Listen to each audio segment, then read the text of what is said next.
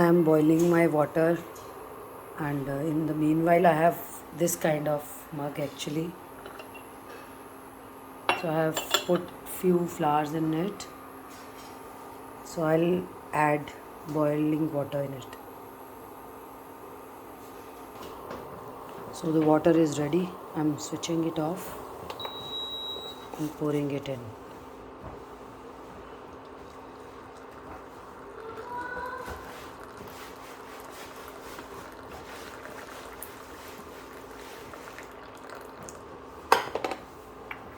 Close the lid. I'll keep it for a while. After 2 minutes, I'm opening it.